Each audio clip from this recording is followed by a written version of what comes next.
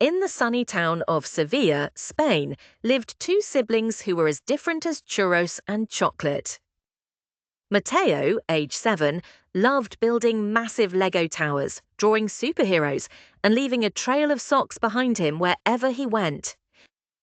Lucia, age 5, adored sparkly stickers, plush toys, and dressing up her dolls, but not necessarily putting them back afterward. Their room, well, let's just say it looked like a tornado made of toys had danced flamenco through it. Books were stacked like wobbly mountains, crayons rolled under the bed, socks hung from the lamp, and somewhere, maybe, was their pet goldfish keychain, Paco. But Mateo and Lucia didn't mind. At least not until Saturday morning.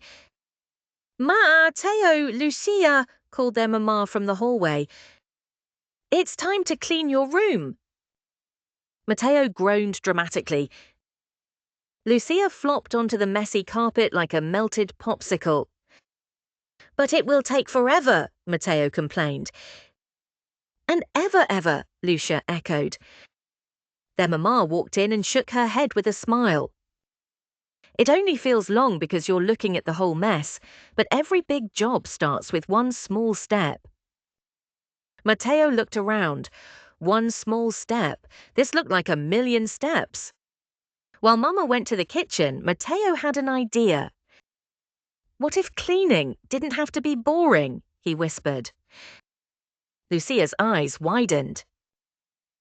"Like a game?" Mateo grinned mischievously. "A super epic game." Lucia gasped. "A clean-up adventure." Mateo nodded. "We'll be explorers. Our room is a jungle, and we must save the treasure before the imaginary storm arrives." Lucia clapped. "Yes, and the storm comes in 20 minutes." Mateo set a timer on Mama's phone. 20 minutes, countdown started. Please like, share, and subscribe to my channel. Bye.